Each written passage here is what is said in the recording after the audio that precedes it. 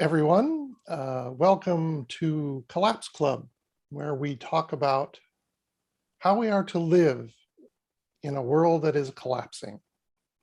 I'm David Baum. I'm in Seattle, Washington, in the US.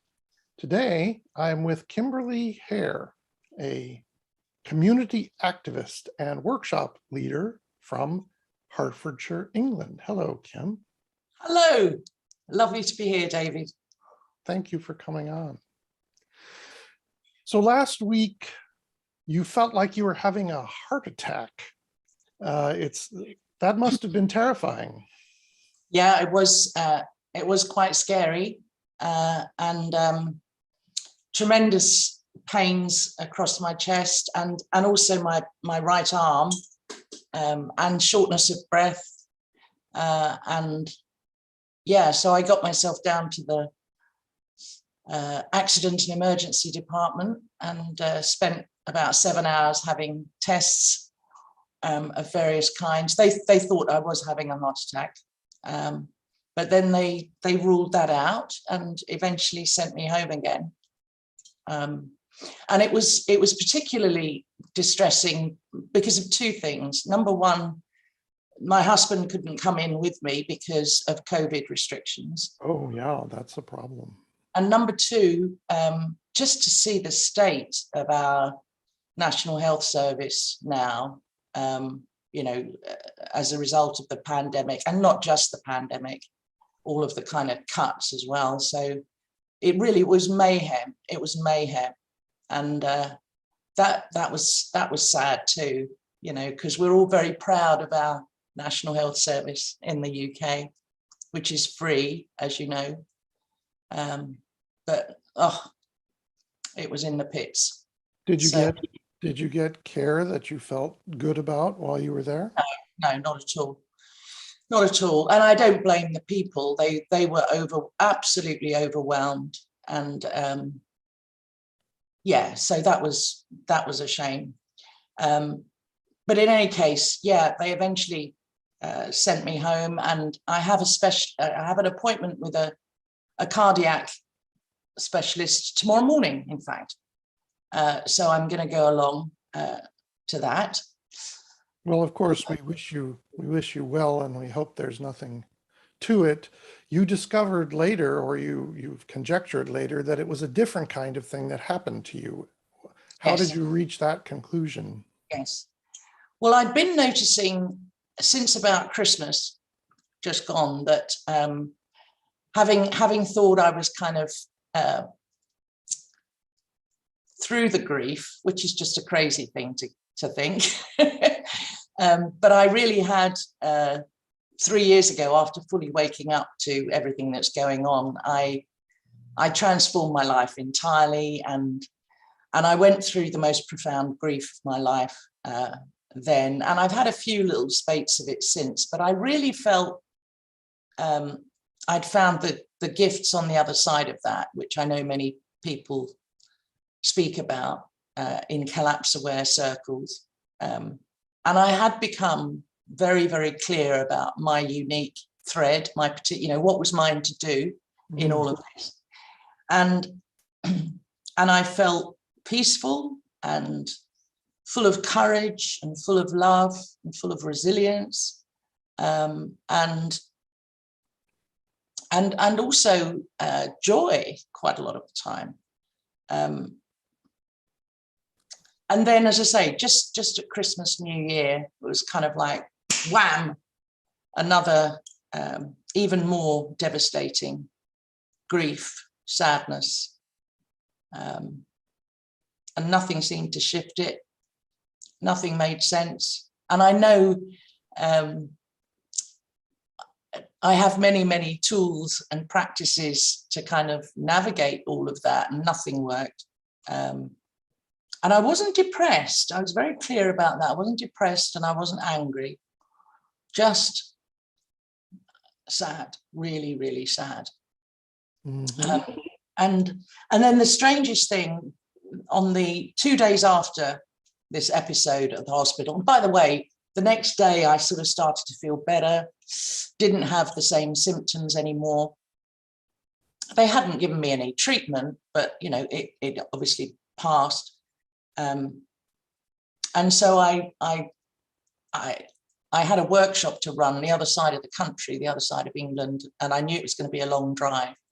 And I just randomly called up this, you know, a podcast to listen to pass the time, and blow me down.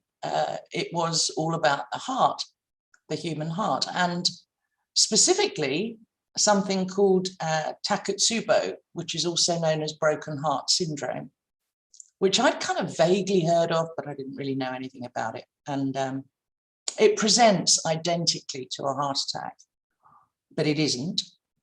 And it's a proper thing now. More and more medical, you know, professionals are starting to, and in fact, the people hosting the podcast were both medical professionals. So the condition even changes the shape of the heart, and it's called Takotsubo because that's the Japanese word for an octopus trap. And if people want to read the whole story, I've got a little picture on the blog there of what happens to the shape of the heart. And it turns out it's caused by extreme emotions, especially grief. And just somehow, as I was driving and listening to this, it just, you know, every cell in my body kind of went, yeah, that's what it is. There's nothing wrong with my heart in the traditional sense. And then there was some other weird coincidences. So earlier in the week, a really old friend had contacted me who'd emigrated to New Zealand 20 years ago, and we'd lost touch. And we'd arranged a Zoom call just to kind of catch up. And it turned out she retrained as a healer and was mentored by some of the Maori people. And I told her about the hospital visit, but I hadn't told her anything about deep adaptation or about collapse or about the emotional journey at all. We hadn't mentioned that. But she offered to do a remote healing from New Zealand. And so we set that up at the weekend.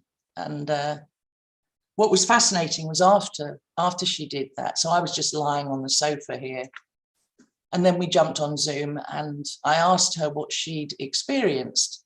And she said she had sensed a blockage in my heart, but that she'd also sensed, and she said this kind of rather hesitantly, she said what she'd felt was this enormous soul-crushing grief, she described it as.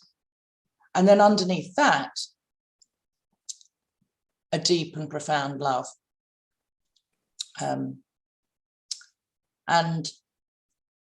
so that was interesting. And then the last coincidence was, as you know, the beloved Zen master, teacher, Thich Nhat Hanh died on I think it was the Saturday. And the other thing I was prompted to do right out of nowhere was to take part in a chanting meditation that he led, obviously before he died.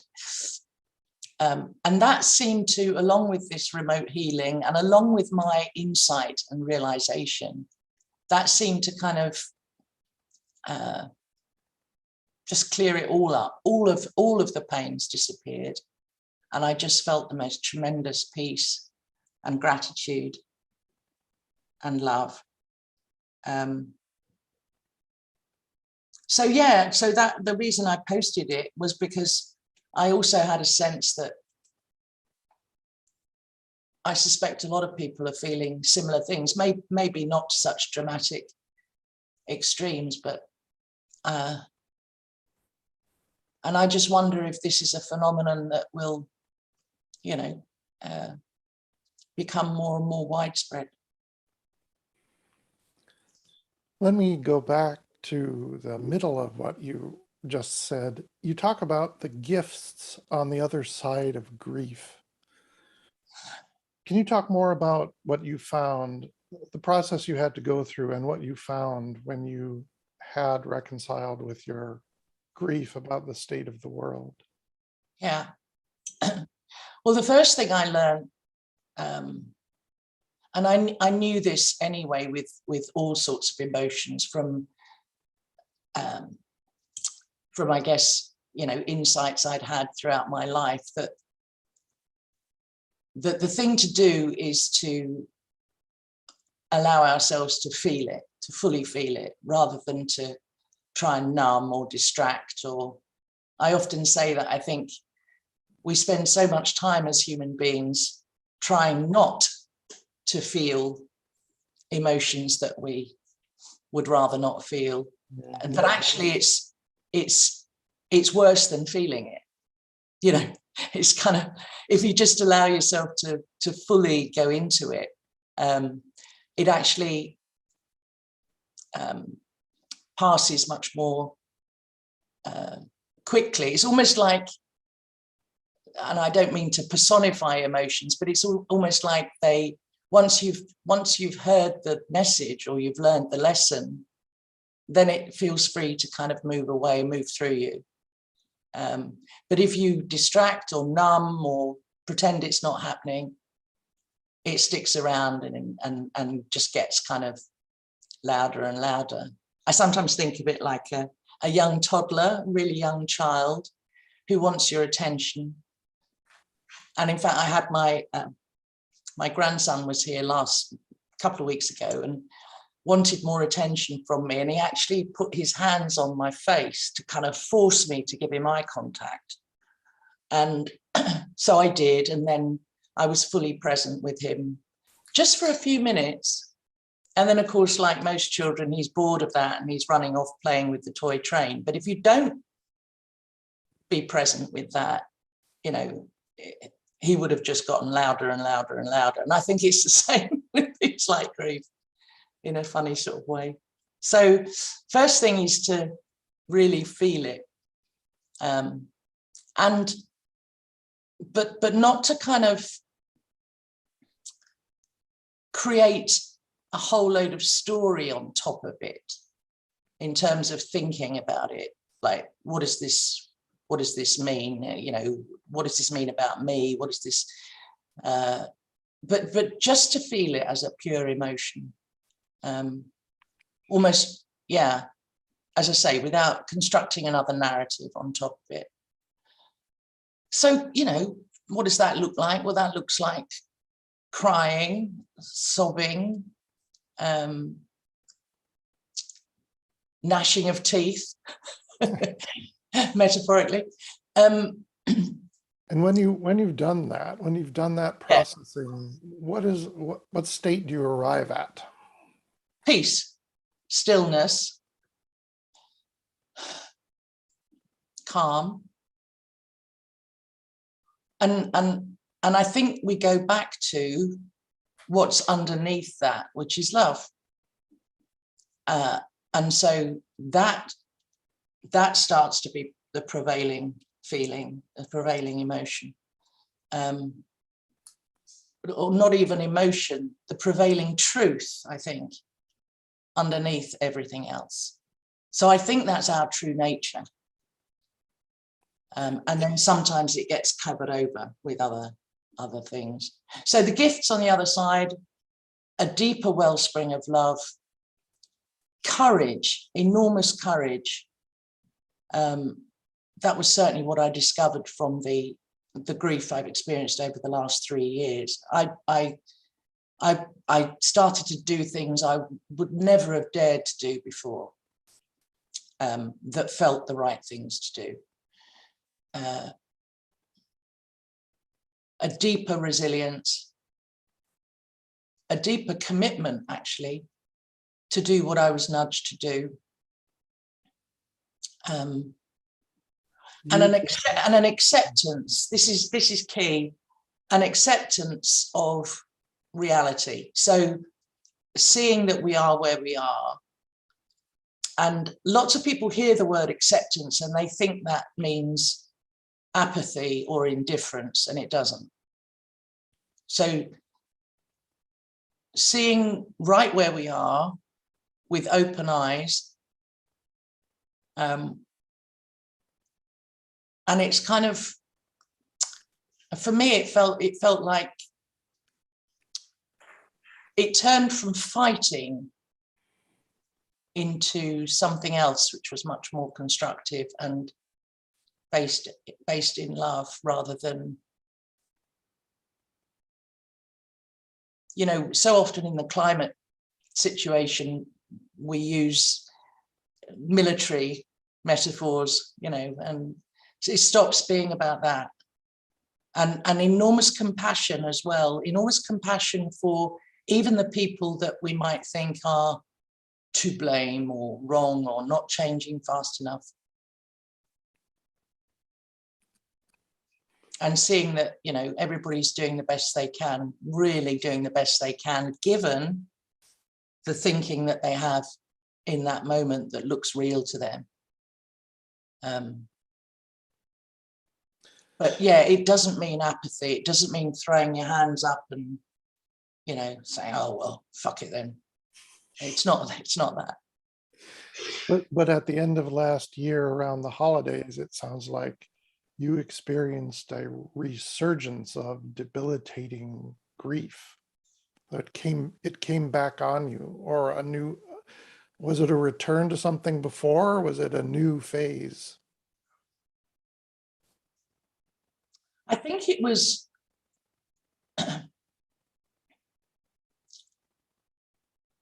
it was the same thing, but somehow, I don't know if this makes sense, it was almost like everything that I'd experienced in the last couple of years, since the last debilitating period, needed to be properly, I don't know, honoured, processed, felt. And I realised that I, in some ways, wasn't adhering to my own wisdom I just said, which is to fully allow yourself to feel it. I think I was tamping it down and just getting on with what I wanted to get on with, what I felt I wanted to get on with. Did the holidays have something to do with that? Maybe, yeah. It's a difficult time of year to be involved, to watch, to want to celebrate, to know that celebration is the appropriate thing, and yet not see how to have that joy.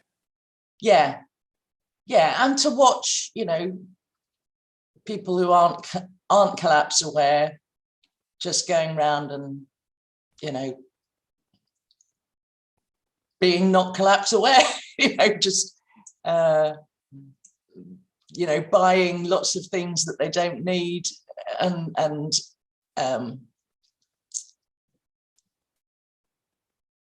you know, getting excited about the exotic holidays they're going to be able to have this year, now that lockdown's lifted, and, you know, all of that stuff. So the contradictions of our tumultuous time, have to face them. Yeah. So this manifested itself in a physical way for you. What did you learn hearing about the broken heart syndrome, and what did you learn to feel about it from your own experience?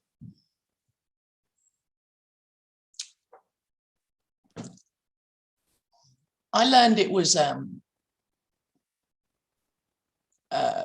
message. It had a kind of reminder. It was like quite dramatically being tapped on the shoulder and kind of, you know, remember what you know, remember what you tell other people, Kim, all the time.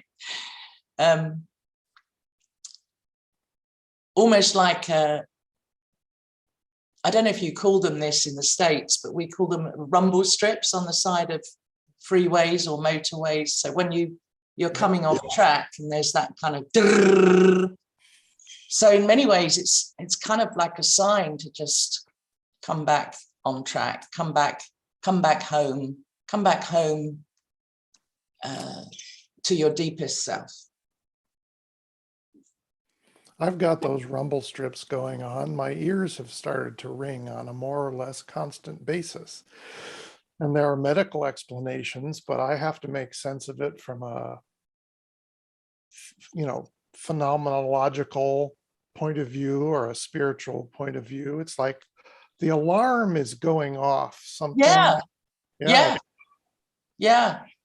Well, and I mean, we've known for forever, haven't we, that, mind and body are not separate. And of course it makes sense. It makes complete sense to me that, that should happen. And we're human beings, so we feel stuff with our bodies. Yeah. So the combination of learning about the broken heart syndrome, could you say the Japanese word again? Yeah, Takotsubo. Takotsubo. Yeah. Learning about that and having a good healing session with your friend has returned your equilibrium. Now you feel like you're back to a place of acceptance and stability? I do, absolutely. In fact, better than that. I feel I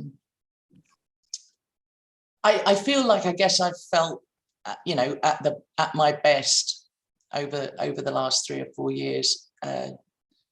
So completely peaceful, calm, joyful, grateful, and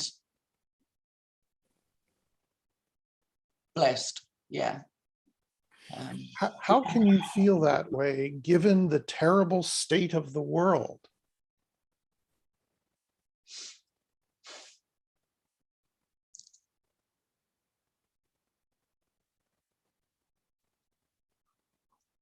Because I think everything that makes our lives meaningful as human beings, or certainly for myself, so that would be, connection, peace, love, gratitude, making a difference, contribution, wonder, creativity, or everything that's made my life meaningful is still here. And actually, you know what, I think mostly will be here during collapse. I mean, it'll be shit as well. But, and so for me, it's about meaning. What meaning does my life, what is the story that I want to tell with my life that's meaningful? And of course, I don't know exactly what's going to happen or when, but if there's anything I can do to have agency over it, I refuse to have my last few years spent curling up and depressed. That doesn't seem to me to be serving anything. I agree. I think that the meaning of human life can persist through tumultuous times and disaster and frankly, even death. Yeah. I think the meaning of our lives is something above or transcendent to the history of the world as we perceive it. And even as the disasters come upon us, nevertheless, our lives remain meaningful and connected to a larger spirit and purpose. Yes, absolutely. And this is part of going back to the acceptance again of, I think this is Catherine Ingram's, who I love, said this. we're right where we were headed all along. And so I spend a lot of time hanging out with people who come on my workshops and things from Extinction Rebellion, and they're kind of, and I love, you know, they're fantastic, but they're very often in that stage of anger and outrage and you know, if only we could press this lever, if only we could get this person to do this, then it's all going to be okay. And I'm well past that point, you know. So we're right where we were headed all along. And so the fightings, the fight, I'm not saying the fight's got out of me. I don't mean it like that, because that sounds like I'm being very passive, and I'm not. But it's not a fighting energy anymore. Does that make sense? It does. If you wouldn't call it fighting, what would you call it?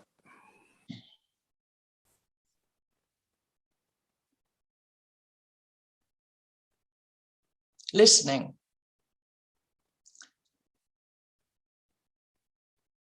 Both to myself and my inner wisdom, and also very much to others. It's a connecting energy, it's a loving energy, it's a collaborative energy. Well, it's no longer like there's good guys and bad guys. Yeah.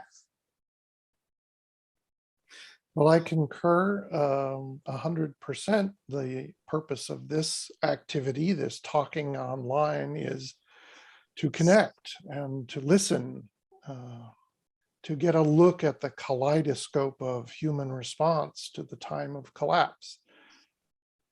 I think that's an end in itself and a prerequisite to any action we do choose to take. Speaking of action, and to end our conversation, what kind of practical things are you doing now? How do you spend your days and your work time? Okay, so I set up a community group, or co-created a community group across Hertfordshire, which focuses on local community resilience. And we're doing a lot in all the different places in Hertfordshire to advocate, to educate, to support. We're also working with local authorities, councils, and so on, to again, to educate and share about the need now for adaptation, and deep adaptation and transformative adaptation, rather than mitigation only. So that takes up a great deal of time. I also facilitate workshops and retreats for groups who are becoming collapse aware or have just become collapse aware. I run the longest one is a 4-day retreat that that I offer to people, and everything I do is free. So that's my thread. So it's psycho-spiritual support for people to help them to stand tall and look all this in the face from what I've been talking about, from this place of clarity, resilience, and courage and well-being. And I also support people one-to-one through conversations, coaching, and I'm a deep adaptation facilitator, and I think they call me an elder as well, which I quite like. And I'm a writer too, so yeah. Well, I thank you for your work, Kim, and I thank you for joining me today for this discussion. Thank you so much, David, for the opportunity to share my story. Thank you, and thank you for everything that you do, David. It's my pleasure. Thank you to our viewers for watching, and farewell until we meet again.